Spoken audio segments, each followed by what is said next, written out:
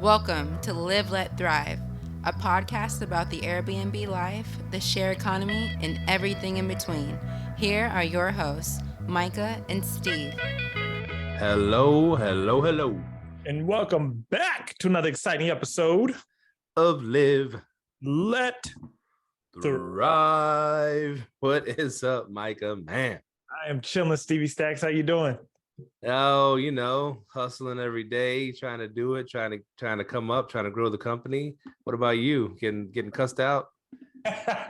Yeah, getting cussed out, trying to grow the company as well, trying to add more properties into the portfolio. And has its challenge. Yeah, that's what I've been up to, man. Sometimes that happens, right? You call them up, let me buy your house, and you get a mouthful. Yes, sir.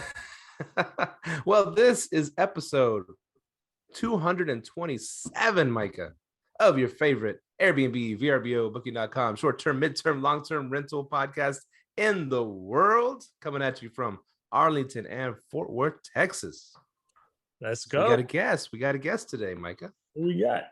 We have a special guest named Rose Tipka.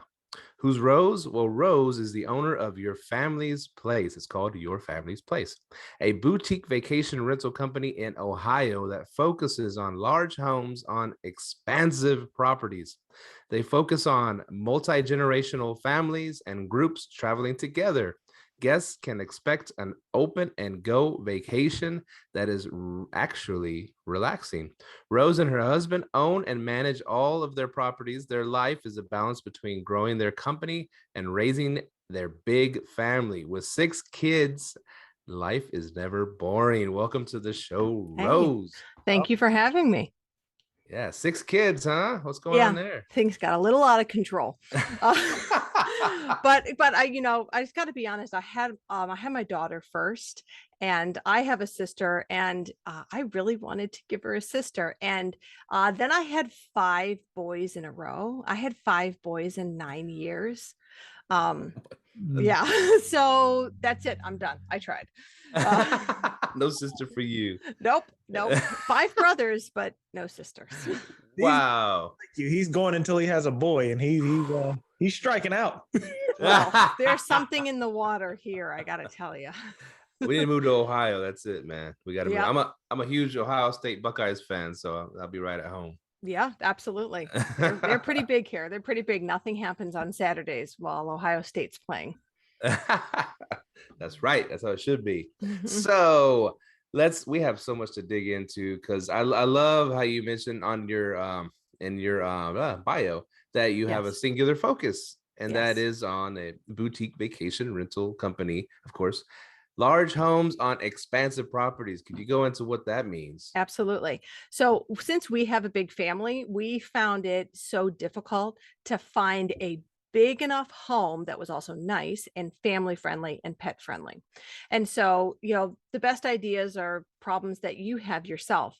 And so we figured if we were having that same problem, finding big homes that were still nice, because sometimes family friendly is code for not as nice, and also would accept our dog. So we decided to build that ourselves. So when we say big properties, our smallest property accommodates 14 people. It's a log home. It's called Mount Pleasant Lodge, and it has 15 acres. And those acres are totally private. It's surrounded by woods. So once you go up the driveway, you don't see anybody else. It's just you back there with the property to yourself. We actually have enough property there that we put in our own disc golf course, which is pretty exciting. We have enough space to do that. And that property is designed to feel like summer camp. Nostalgia is an important part of our brand. And so we design all of our properties trying to hit those nostalgia notes. Our next property is a new build. We built it ourselves. And that has a main house that accommodates 14, and then a guest house for 6 more. So 20 people. That property is 19 acres, and it has a completely private stocked lake. And we provide all of the lake fun that you need: canoes, kayaks, paddle boards. The lake is stocked. We provide the fishing rods. We don't provide the worms because they, but we have everything there so that a big family like ours, they can show up. They can bring grandma and grandpa. They can bring their cousins. They're all in one place together with everything that they need to have a vacation. You don't need to throw your kayak on the roof of your car. You might not even have one. We'll provide it for you. We are also now under construction on our biggest property yet. It's $1 million property. It is, the main house is going to accommodate 16. There's an apartment above the garage for 6 more. And then we have a very special couples cottage that's separate. And that property has 2 lakes that are connected by a waterfall. And it has 32 totally wooded acres. We sourced a property that had never even been timbered before. So we started with it's not a blank slate because it's full of gorgeous trees. And we put in the ponds and all the rocks around the waterfall. And we are just creating this magical area. It's called Middle Haven. And it's designed to feel like an English woodland cottage. And yeah, we're really going for it here. No, what size are these homes? Like, how many beds and baths are in these homes? So in our biggest home, there's a total of 7 bedrooms and 6 bathrooms between the 3 spaces. And we try not to cram all the beds in there, because when families are traveling together, sometimes people like their own space. So we have a total of 7 bedrooms at this new property. And at our cottage at Maple Pond, we have 6 bedrooms. And then at Mount Pleasant Lodge, we have 4. So each property kind of steps up to the next size.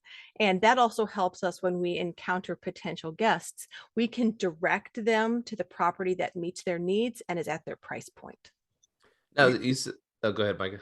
Well, one real quick question, because these are really huge homes with a lot of amenities. So what's the occupancy rate on something like this?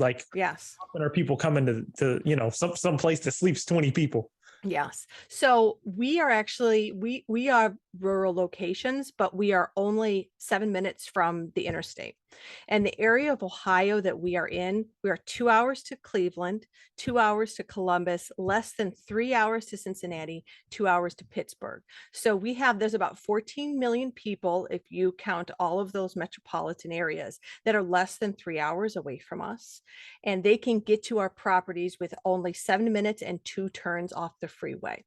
So we pull from a really big area of people that are looking to get away from the city and have a more rural stay, but it's still very approachable, and they can still be at the grocery store in 5 minutes. So they have that good balance. We're also in an area that is loaded with these incredibly high-end wedding venues. One of our local wedding venues just finished building a $4 million wedding venue. And they're pulling brides in that are spending $20,000, $30,000 on a wedding. Goodness. And they have 400, 500 people a wedding. And they have 3 venues there that they're doing 3 weekends, three days. They're doing 3 weddings a weekend in 3 different spaces. We have another wedding venue that's only 7 minutes away from us. And again, those brides are at, a $20,000 to $25,000 price point. They're only 7 minutes away from us. We work directly with those wedding venues. And when they have a bride or their families are coming in, I provide them with they look like wedding invitations. And through developing those relationships, the wedding venues are putting my cards right into the hands of the people that are booking their spaces. So when it comes to occupancy during the warmer months, about the middle of May through the end of October, we are booked almost every single opportunity we are. Once it gets a little cooler, we are booked every weekend, every Friday to Sunday. Midweek stays, not so much. But we have a impressive occupancy for the area that we're in, for the price point that we're at. But we also have some guardrails in terms of our lifestyle. We do not do any same-day turnovers because we have big properties that take a long time to turn over and to do it absolutely right. So 100% occupancy is not our goal. That puts too much wear and tear on the properties. Again, we own all of our own properties. And so we protect that asset to make sure that it's in excellent shape for all of our guests. I think that's going to be a theme throughout the show. You have your goals and your focus, right? Yes. Yeah. And so, yeah, you're not aiming for 100%. You don't want 100%. If you're at 100%, then you're not priced appropriately. Ooh, I love that. Yeah. Yeah, because we want to flow income. We want that money in the bank. But the real asset that's appreciating over time is the property itself. And if you're at 100%, you're not at the right price point, and you're putting wear and tear on that asset, and you're not taking proper care of it. I love that. Now, with these properties being so big and you have a very unique style that you're going for, are most of your bookings or reservations coming from the wedding venues, or do you have these places listed elsewhere? Yeah, so we try to have a really broad base of where our reservations are coming from. We don't want to have too big of a percentage of reservations coming from one source, because if that source dries up, then you're out of business. So we have a wide base of where reservations are coming from. We have ones coming from the wedding venue. There's a baseball facility very close to us that has baseball training camps and baseball, not leagues, but like competitions. They have 2,000 people a weekend, 40 weekends a year there. So we get people coming for that. We list on Vrbo.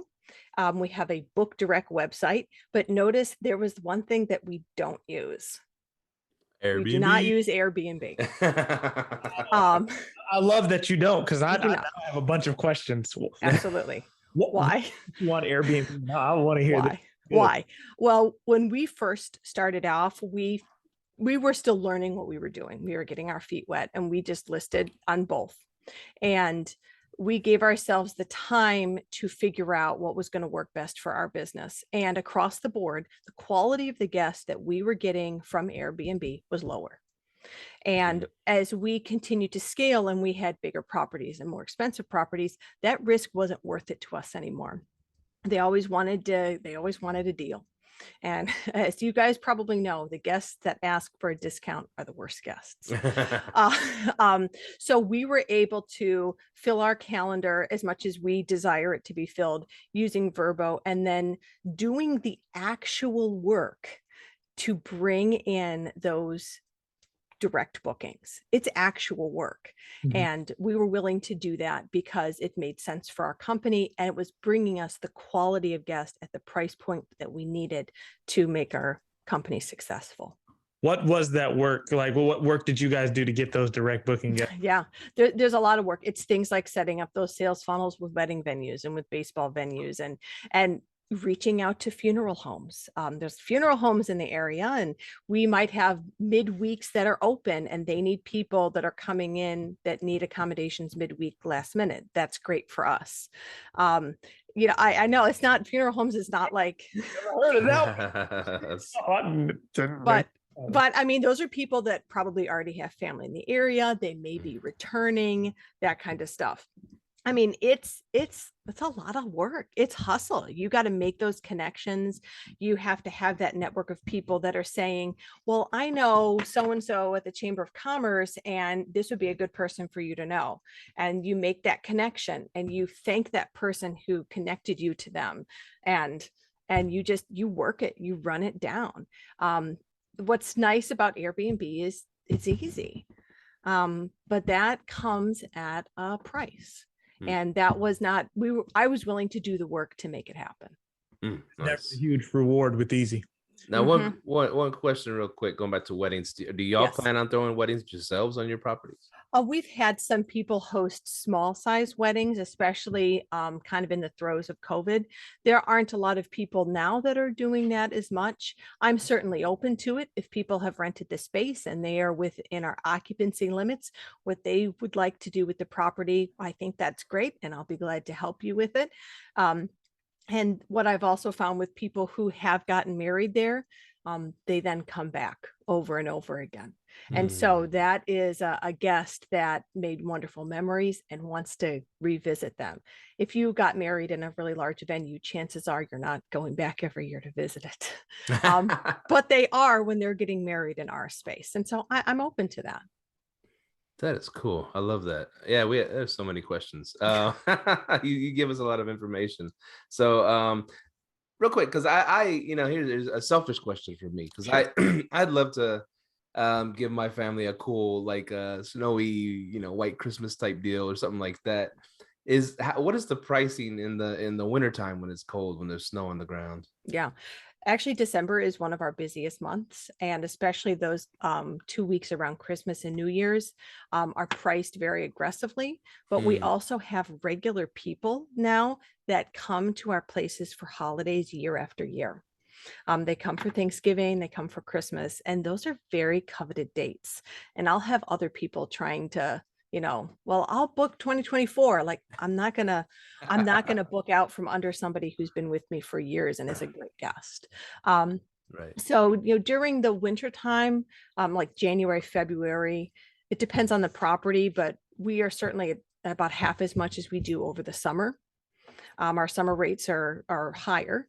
So the cottage at Maple Pond usually is between $600 and $800. And in the summer, on some of our peak weekends, we can be up to $1,200, $1,500 a night. Mount Pleasant Lodge is in that $400 to $600 range. And then in the summer, on holiday weekends, we're in the $800 to $1,000 a night. So real quick, Micah, I've noticed 3 themes throughout this show, and automatically, if you follow those 3 things, you're going to be successful. It's goals, focus, and relationships. Oh yes. Ooh, I love that. That is good. Now I have a question for you. Okay. Like these are huge properties, huge acreage. And I noticed you said you guys self-manage all of these. What does your team look like in order to keep up with all of this? Because that's a lot of stuff to keep up with. It is.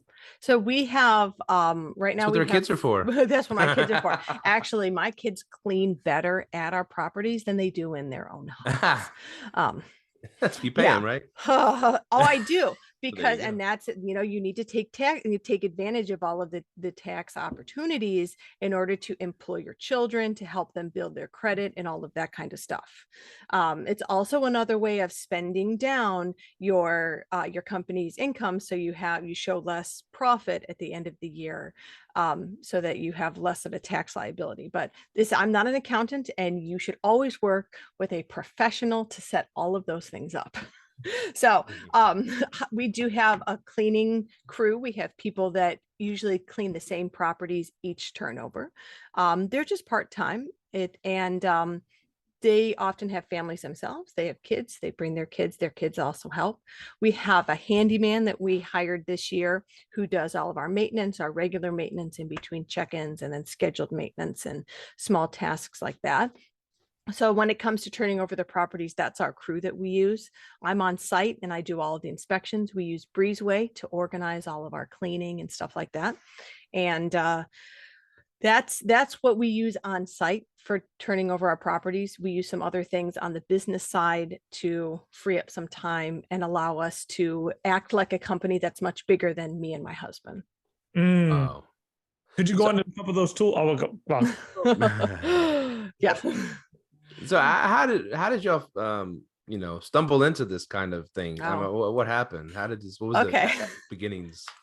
Well, I have to tell you, this is one of my favorite stories because I always start with the end first. And the end is my husband was right. We're going to record that and play that for my wife. Yes, my husband was right.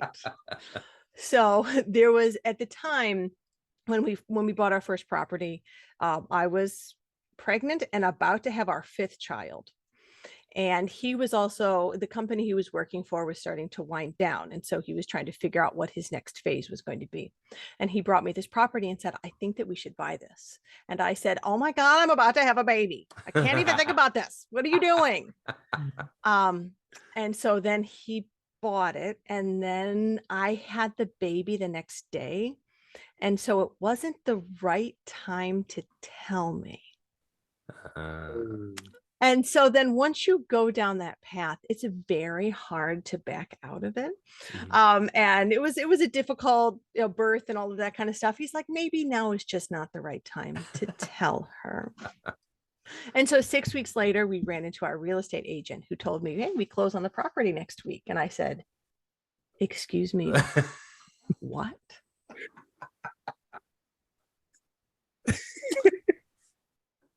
We were then the owners of 19 acres and a private pond and, and a house that was a dump and needed a total rehab.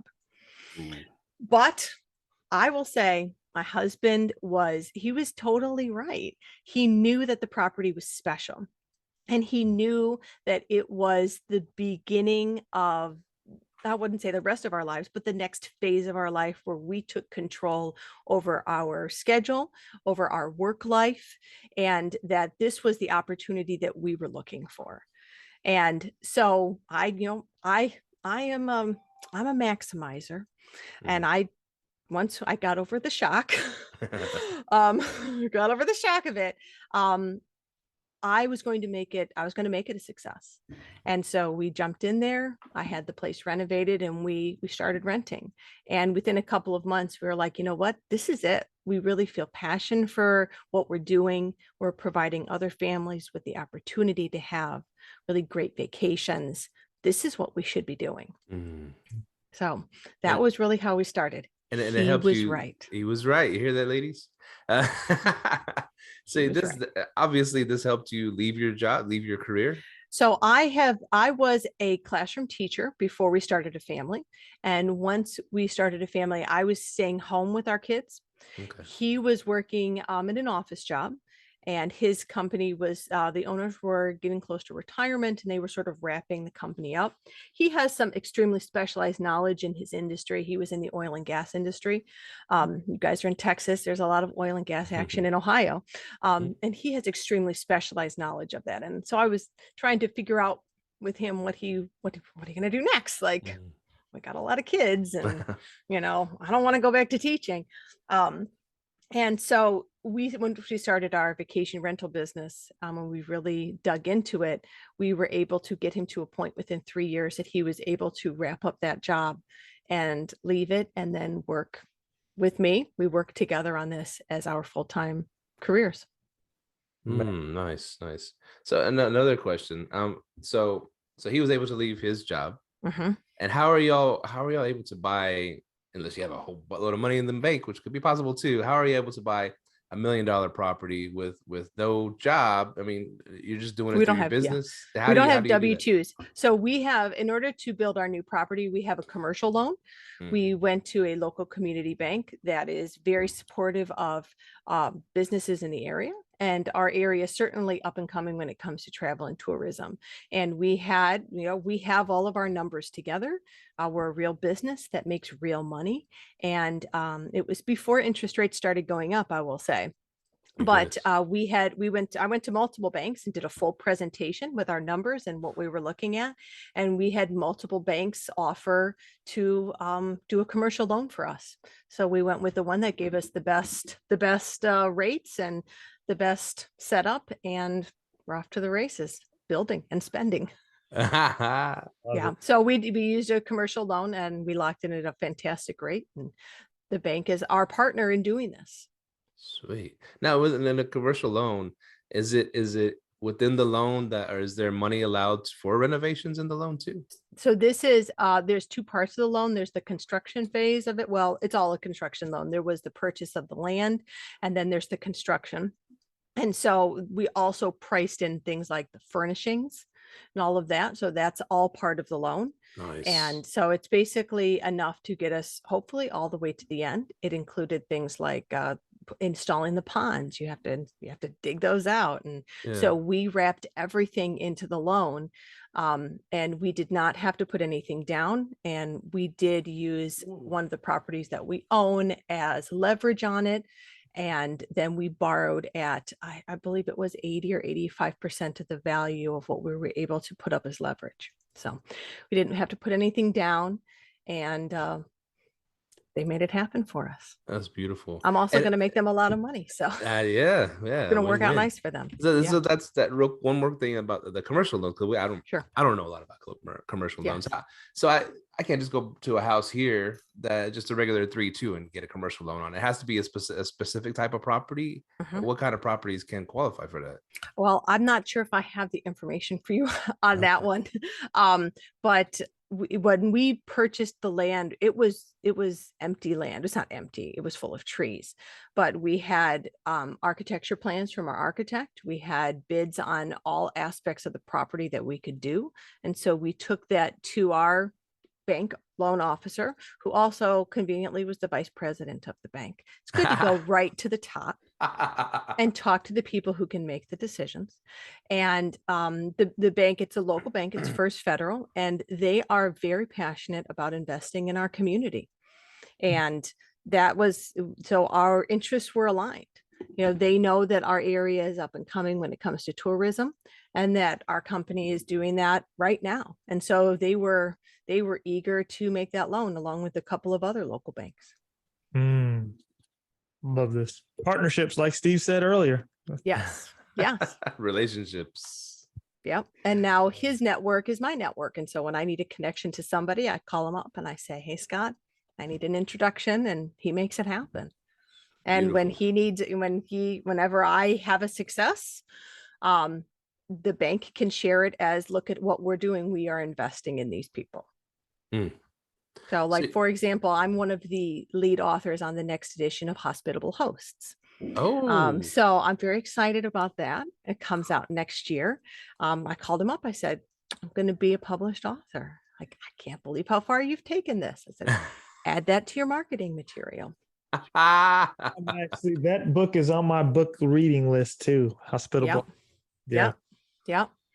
Wonderful. Julie George. That's right. Says that's our buddy. You have any questions, Mike?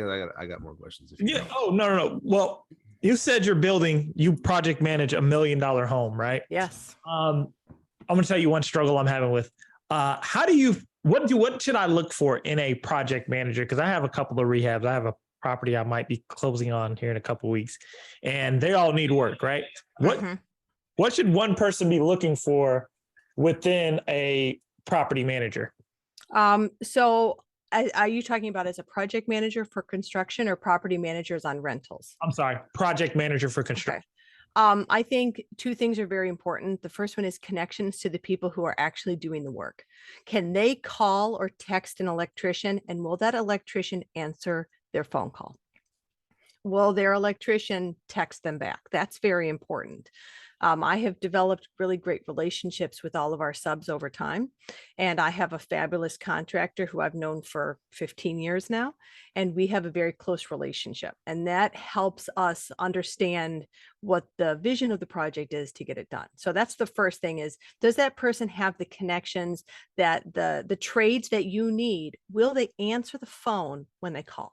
That's the first thing. The second one is, oh man, you've got to be persistent. And I've been accused many times of being persistent, and people use it in that certain way. But you know what? I got us to the table. I got the project done. Persistent is still polite, but persistent is persistent, and that takes a special type of person to do that. I love that. Money in the follow-up. It is funny because that alone, just will they answer the phone call or they text back? I mean, I sometimes, back in the earlier days, I was looking for contractors to do things, fix something, or plumbers, electricians, whatever it is.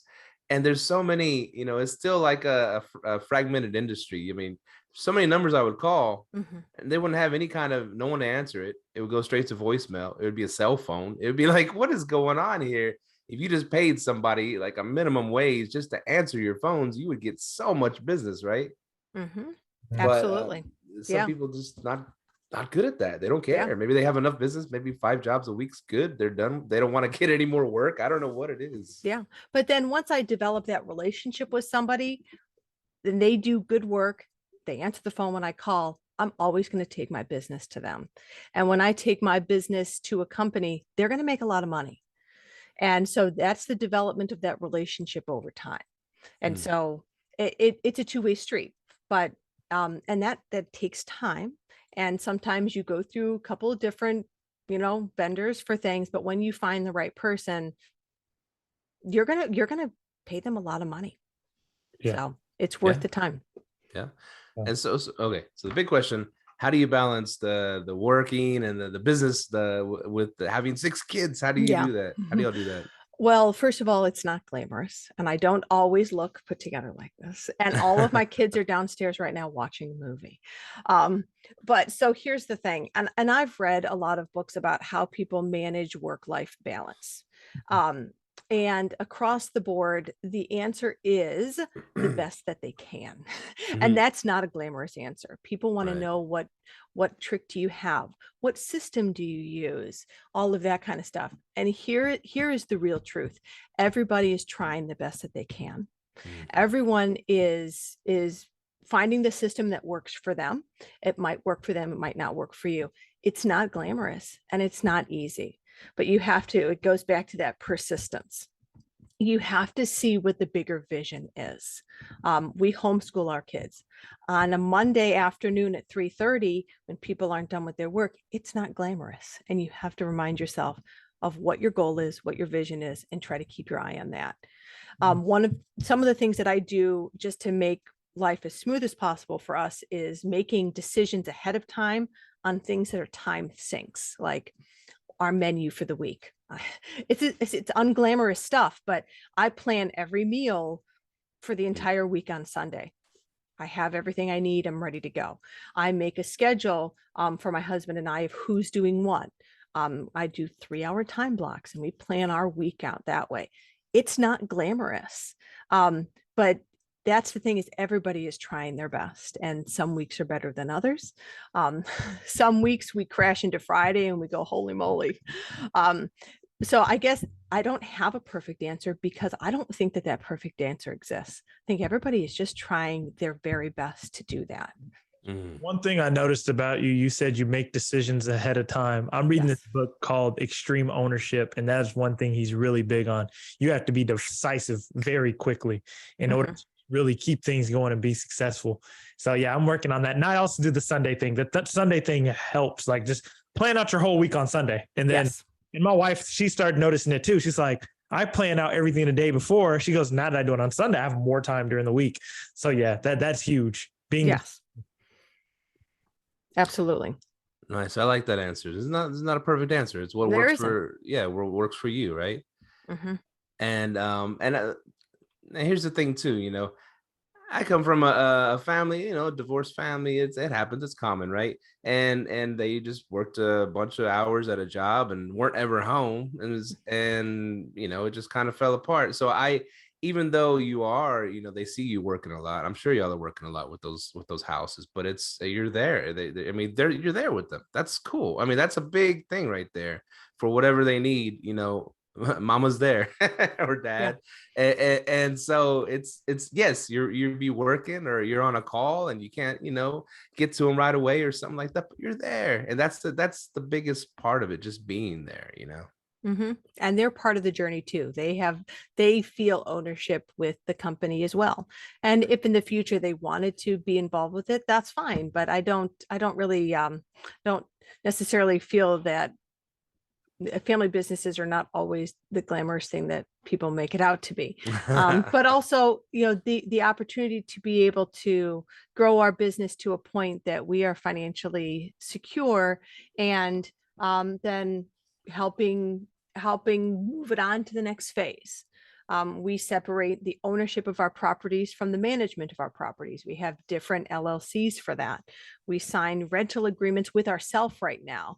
By having that rental agreement, we are creating value right there that in the future we could package our properties together and sell.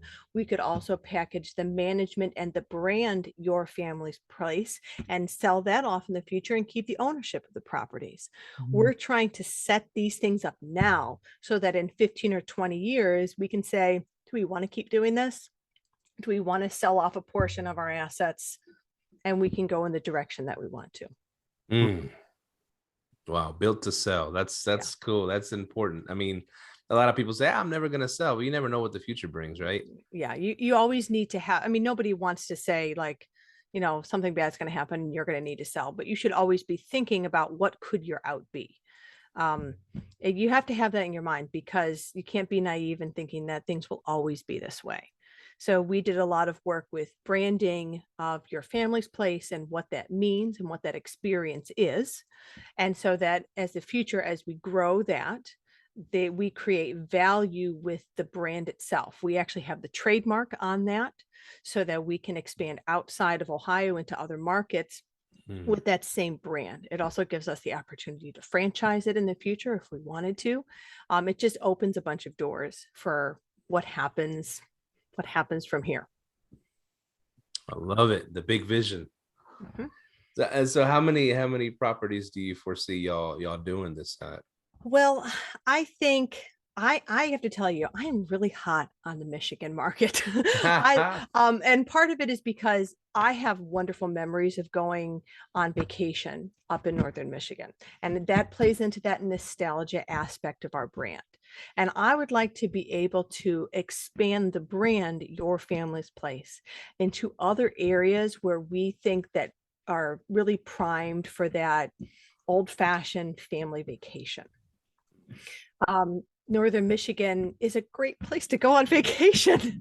You have in the summer, you have white sand beaches, like you're in the Caribbean, and it's not packed full of people like you would see in Florida. In the winter, you can go skiing, and snow machines are huge there. There's a lot to do in the winter in Michigan. I think it's a lot more seasonal than we might think that it is. So I would like to be able to create that branded experience of Your Family's Place in other locations, so that when someone is introduced to our brand, maybe they stay at one of our properties in Ohio, when they're looking for their next vacation, maybe they try one of our properties up in Michigan. And so we're creating that branded experience that's consistent across properties. So that's sort of where I see us going forward. So once we have somebody within the brand, we can provide that same type of vacation experience in different locations. We're gonna link you up with a good friend of ours who's in northern Michigan, who believes in it as much as you do, Mhm. and her name's Sarah Glidewell. Never you heard of Sarah Glidewell From the Carwells. the Carwells? Have you talked to them? Yes, actually, I recorded with them a couple weeks ago, and my episode comes out on the 20th.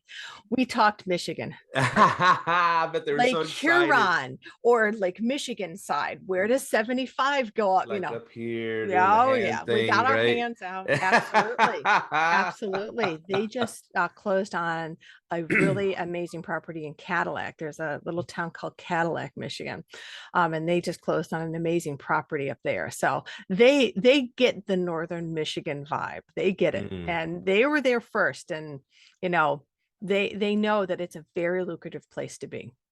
Oh yeah, oh yeah. Better start looking then. As everyone in northern Michigan, you better start looking. Yeah, I know. And a lot of people say, "Oh, go buy in Florida." Well, gosh, everybody's bought in Florida. Let's do something different, okay? Oh. And what you can get for your money up in northern Michigan is amazing. Yeah, see, and I know it's going to hit because you just said white sand beaches. I would have never known that in northern Michigan, but if you advertise that, that is huge. Absolutely. The area around Sleeping Bear Dunes was rated one of the best places to go on vacation in America by Good Morning America. And after that, the subsequent years, every year was busier every year.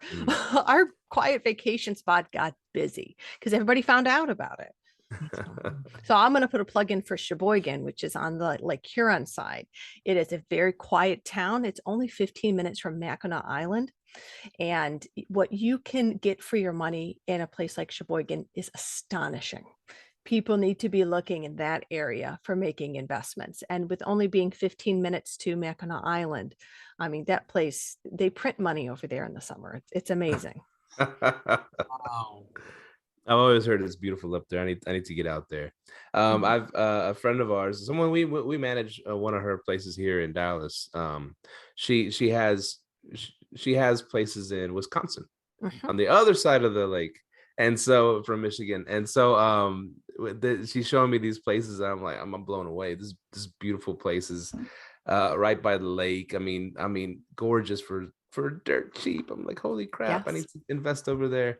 But I don't know nothing. I mean, she's telling me it's a great place to invest. So maybe It we'll get in is. there before everybody gets there. Yeah, It yeah. is. It is. It's a great place. It's a great place. Right now, you can buy an entire island outside of Alpena, and it has its own lighthouse, and it has a lodge that sleeps 10 people. Your own island. Yeah. That's insane. Yeah. This one was she was showing us was like in this little town. It looks like a Hallmark movie, right? Mhm. And so I was like, oh, we can make like a whole Hallmark movie theme, Airbnb or short-term rental, whatever. And then it has everything, the clock tower, all that stuff. I was like, holy smokes, this would be a killer as a short-term rental. But yeah, so much cool stuff up there. That's part of one of our content pillars is I call it small town adorable, because we live in one of these adorable small towns in Ohio. And that's a very interesting content pillar that people like to interact with, because we all have that idea in our head of like the Hallmark movie of small towns. I had an influencer stay with us, Instagrammer stay with us a couple weeks ago. And she said, well, I want to go to barbecue. And I said, okay, I'm going to send you to Sublime Spoke. Taylor is the bar manager. She'll be there. She'll greet you. She'll take care of you. Well, I really like coffee shops. All right. You need to go to Sugar Fuse. Scott's the owner. He'll be there decorating cakes on Saturday morning. You need to go there. And that kind of like small town adorable experience, it's blew her mind. So everybody at the shops. Yeah. Yeah. That's my job to do that. Yeah. My next question. So how did you build those relationships? Because that's one thing I'm working on, because I have places in smaller towns. Mhm. I want to be able to like, hey, this is where you go for your coffee. And I don't want to go to Starbucks. Go to the, the local place. How did you build those connections? Well, I drank a lot of coffee. So I started with that. I drank a lot of coffee. Actually, I involved my kids in it a lot, where we would go on quests and we would try all the coffee shops in the area, and we turned it into a quest. And we also love coffee. And then it was, who do you know? Who do I know? If you live in a small town, you know that relationship. When you meet somebody new, one of the first things that we do is try to figure out who we know in common. And so then you work that way. And then if you have a question about, what's the best pizza place to go? Well, I'm going to ask my friend over here, where do you go for pizza? Where do you recommend? And you take their recommendations from there. It's something that definitely takes time and effort. There are people within communities that are certainly connectors. And if you can figure out who those connectors are, their network becomes your network. I love that. Do you know who Mark Simpson is? What was that? You know who Mark Simpson is? I do, yes. I did Boostly Behind the Host back in May. And as a really fun side note, the name of our company is Your Family's Place. And I actually heard that in an interview that he gave. I think it was when he was on Thanks for Visiting. He said, you should tell your guests that you want to be their go-to place for vacation. They want to be, your family needs to go to my place. And those words kind of were a salad in my head, and it came together. We want to be your family's place for vacation. Yeah. Wow. You and Mark have that very streamlined vision, connecting people. That is awesome. That is awesome. Yep. Because one of his sayings is that your network is your net worth. It is. And that continues to pay off over and over again. Oh man, this is awesome. This is good stuff. I've taken so many notes over here. Now you're going to want to come to Ohio and Northern Michigan. Yes. So see, you saw this from your own eyes, like what you wanted in a place to do vacations with your big family, and not a lot of places accommodated that well, right? And so what are some of the things that I know we're not going to host as big families here in some of the 3-2s that we have in Dallas Fort Worth area, but how can we make a place like stand out from all the other houses that are on Airbnb, Vrbo, whatever, to make it family friendly, baby friendly, stuff like that, stuff that we're like, we'll choose that one because it has this. One of the things I think is really important for families is having accommodating check-in and check-out times. This is also something that plays into our policy of not doing same-day turnovers. If you're traveling with little kids and check-in is at 4:00, that might be really tricky for them. And if you can get those guests in early before nap time, That's a huge win. Or maybe they need a little bit of flexibility on checkout time. You know what? I always try to say yes as much as I can. And having that, no same day turnovers allows me to take better care of my guests. One of the things that we did almost by accident is design all of our houses without all of the little nicky-nanky things that kids pick up. Because when parents are in spaces with all of those things and their kids are touching them, they start to feel a lot of stress that their kids are going to break something. Yep. And so we tried to design beautiful spaces without all of that little stuff so that parents could actually relax and not worry about what their kid was going to break. That was a really important thing for a lot of our guests, and we've surveyed them, and that's come up repeatedly. One of the things that we do in all of our properties across the board are huge game rooms. We put PlayStations and Nintendos and arcades and air hockey machines, big giant TVs, all of those kinds of things. And oftentimes the kids end up downstairs in their own little fun world while the adults are having some actual adult quiet conversations upstairs. Nice. And so being able to be together but separate helps the adults have a even better vacation. They're not hovering and all of that kind of stuff.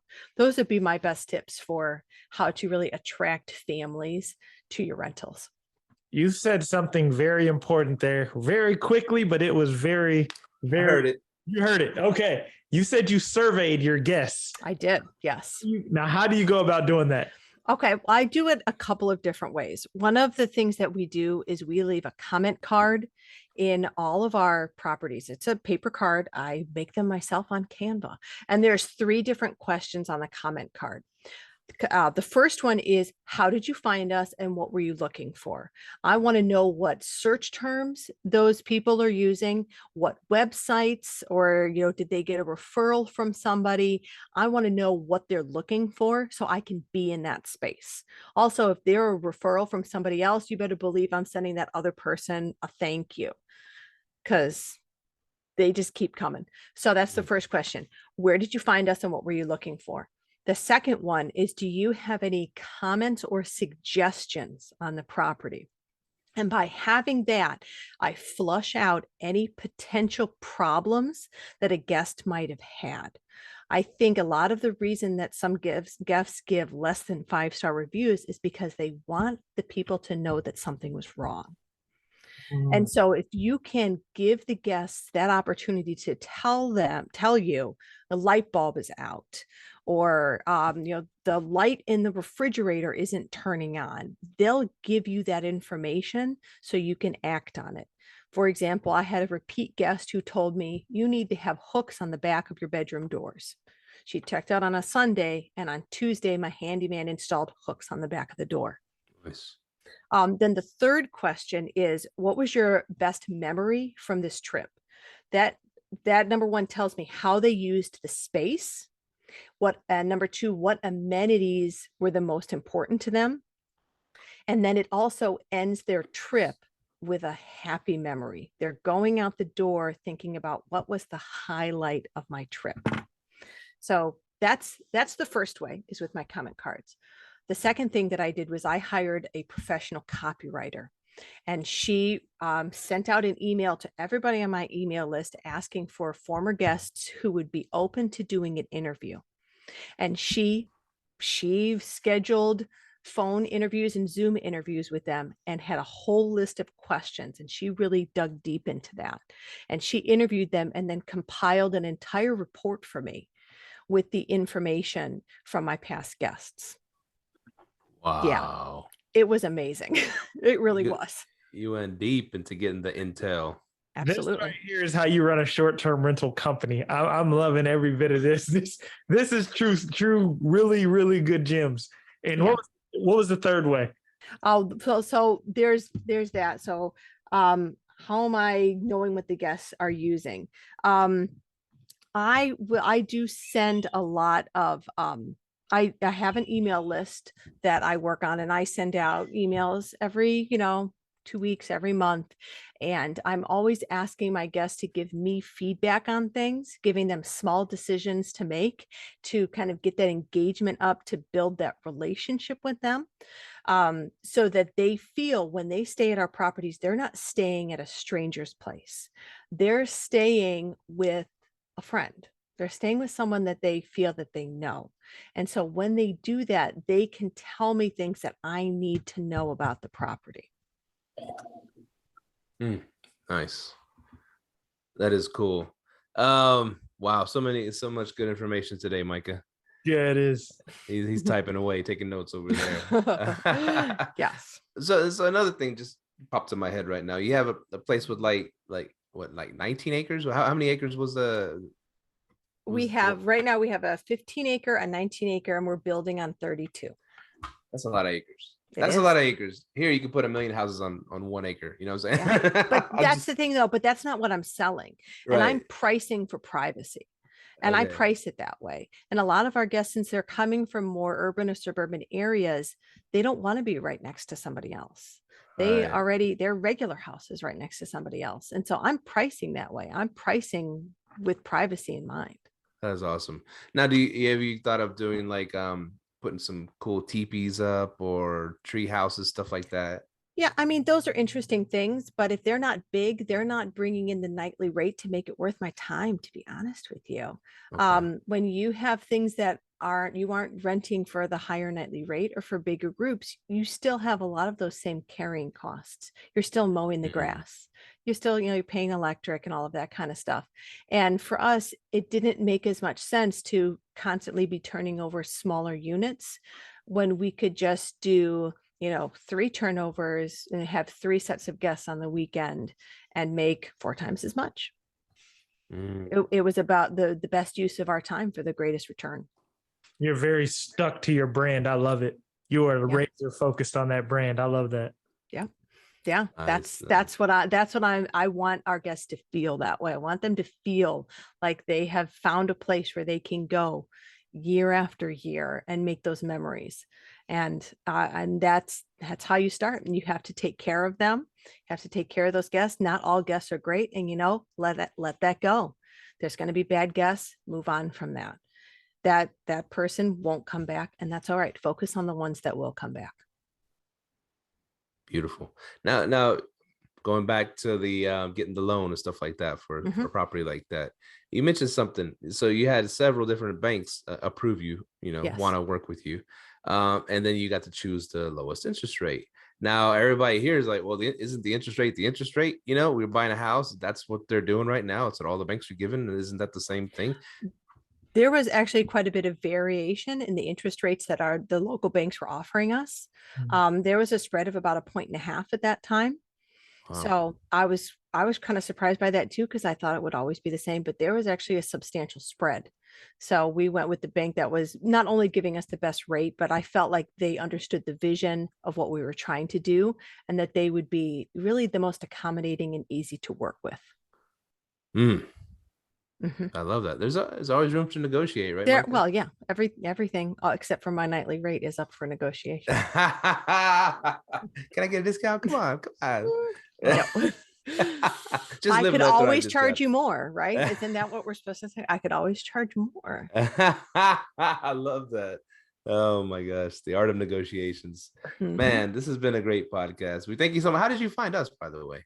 We're in the same Slack channel with Mark that Mark set up. We are. There you go. Yes, we are. Yes. I look familiar. There we are. Yes, I'm having major FOMO right now of everybody going to Miami to have a good time. And I'm watching a backhoe dig footers. But it's a glamorous life we live. It's a glamorous life. See, you and Mark, connector of people. Mark is a connector of people. He really is. He is. Yes, he is. Absolutely. Well, thank you. Where can people find you? So our website is yourfamiliesplace.com. We're also on social media at Your Family's Place. And if you want to reach out to me and send me an email, rose@yourfamiliesplace.com. Easy enough. Well, thank you so much for hopping on, Rose. We look forward to watching your progress and learning from you also, because we want to do things big time like you. You know, we're little babies. We want to grow up. Yeah, thanks for hopping on and dropping so much good knowledge. Mike, any closing words? That is it. Thank you for coming on. I really realized I don't even have a short-term rental business after talking to you. I'm running a playground. So I'm definitely, you gave me a lot of good tips, pointers, and you a huge value to the fans out there. I hope you grab something from this, because I did, and I've been doing this for 6 years. So thank you. Well, I'm glad that that is always my hope, is that other people that are in our position can learn something from what our experience has been. I'm not here to sell a product. I would love if people wanted to come to our properties. We'll be glad to be your family's place for vacation, but I'm not trying to sell you anything other than do your job the very best that you can, and that will always pay off for you. Love that. Lovely. Well, thank you so much, Rose. We'll chat at you later. Thank you. See you, Rose. That, man, I learned a lot from that one, man. I don't even have a short-term rental business after talking about that. Like, sending surveys, like, that's how you really run a business, man. Like, she ain't on Airbnb. And she even, if she has big, huge acreage cabins and ain't listing them on Airbnb, because, and I've always said Airbnb, they have shitty guests. Let's just be honest about it. Knows it. She's like, I'm not even going to list with them because they're going to bring bad guests. I mean, I've said that time and time again. It's funny because I'm in a point now where we're reaching out to insurance clients, and now I got to start reaching out to people locally, because, man, this is huge. I love that. This is awesome, man. That was an awesome podcast. Yeah, man. So goals, focus, and relationships. That's the things, like I said, stuck out to me. And it takes work, man. It takes work. And like there's times when I'm like, I find like a cool little, like in our Dallas properties, right? There's like a cool little Italian joint that's been there for 100 years, and I tell people about it. I send them a thing, and whenever they, you know, if we go back and forth, back in the day when I was doing messaging, but we go back and forth and say, did you hit up that Italian? Nah, we didn't get time, blah blah blah blah blah. I'm like, man, if I should take some time to get to know the owners of these little cool little businesses, yes, and say, hey, will you give my guests a discount? You got a coupon or something. And they're going to hit them up, and they're going to love it. And they're going to, I don't know. It's just, but it takes time to do all that stuff, right? Yeah. No, it doesn't. I already set up, I'm telling my VA to go do that shit right now. Just got my VA has open phone now. Shit, call these people and let them know, hey, we're in the area. Yeah, man, hey, one thing I did notice, and this is what I've been noticing, you know, I've been talking about, I pushed everything off my desk, man, and just really focused on getting more properties. One, I found out we in Mahogany are way more successful at getting properties. Like, you know, we got a couple appointments this week. We getting some killer ass deals on some houses, man. But it also helps me to focus on what I can give my VA to help grow the business, because now I'm not in it, but I still needed to grow on the short-term rental side. And he's now doing things to help grow that business, man. And there's certain things we sometimes have stigmatism like towards, like, they can't do this. Fuck it, let them try. You know what I mean? So like, I'm do phone calls like, hey, call these local businesses and see, see if we can partner with them. Like today, he was actually calling insurance companies and having success. You know, they said, hey, we'll send all your properties to this address, this email address, and we'll go ahead and get some insurance clients sent out to you. Man, work your VAs, man. Trust your team. Once you start like really putting trust in your team, everything will manifest. Everything will manifest, man. Keyword trust. Yeah, trust, man. You got to build a team of trust, man. Straight up, that's man. the thing. I mean, and then you don't be afraid to let them fail, because that's what they learn, right? There you go. That's, if you're holding their hand so they won't fail, your company ain't gonna grow. Yeah. Straight up, man. And it was another quote I wanted to say when she was talking about family. And I noticed you said too about your family, and you know, they were always gone and things like that. This is one quote that came to me today that I started to notice about people. Poor people relate love to money. Rich people relate love to time. That is what I've been starting to really notice with people. People always say, well, I ain't got enough money to do this, or I got this and I can't spend time with my kids because I ain't got money. Give them time, man. That's what it's really all about. It's time. That's the number one thing. There you go, man.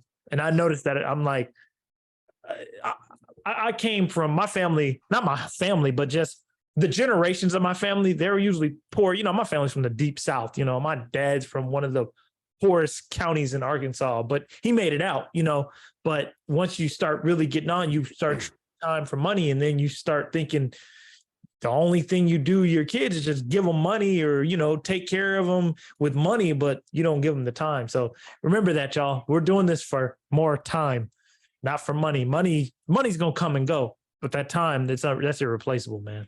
Never get it back. Never get it back. We went deep on this show. Yeah, man. I love talking to her because she has a vision with her family, and that just really opened up a lot to me, man. And yeah, my VA's about to get some tasks pushed to him. That's one thing we just glossed over. Not only is she running this big, successful business, not only is she married and has 6 kids, she's also homeschooling all 6 of them kids. Yeah, because she has the time, man. Oh my God. Most people love the fact that their kids go to school and they regret summers because what am I going to do with these kids? For the whole summer, I got to have them. I got to do something with them. I'd rather give them off to the school for 8 hours a day. And then they get to teach him whenever they want to teach him. She said her son's learning Chinese. Like, you know what I mean? He can choose what he wants. You know what I'm saying? And everything's online now. You can sign up for any course online. You can learn Chinese on Fiverr, hire somebody. You know what I mean? So the world's just been, we're in a place where knowledge is just right there. We just have to tap into it. Yeah, takes discipline though. Takes discipline. Yeah, it takes discipline. Like Mike Tyson said, if you have discipline, don't have discipline, you don't have nothing. It's like, yeah. Very, brother. Live Let Thrive at gmail.com, livethatthrive.com. Hit us up, Instagram, Facebook, all that fun stuff. Or just rentals, hit me up. I'll manage your place. We'll manage your place. Me and Federico and Airbnb. Hit up Micah. He wants to buy your property for $220. Dang right. If you have anybody that is selling properties, needs to sell, foreclosure, pre-foreclosure, divorces, all that, hoarder houses, we buy them all. So yeah, hit us up. You can hit me up on Instagram, send me a message, it'll come through, but I'm off social media, but it'll come through my phone. So hit us up. And thank y'all for continuing to listen. Steve told y'all where to find us. Hit that link tree if you need all of our information. Also hit the subscribe button and remember to leave us a review. We're going to start shouting out y'all reviews on the podcast. So thank y'all, and we are out. Peace. Later. Thank you for tuning in to this week's episode of Live, Let, Thrive. Be sure to tune in next week for all the latest in the world of Airbnb and all that entails. Bye-bye.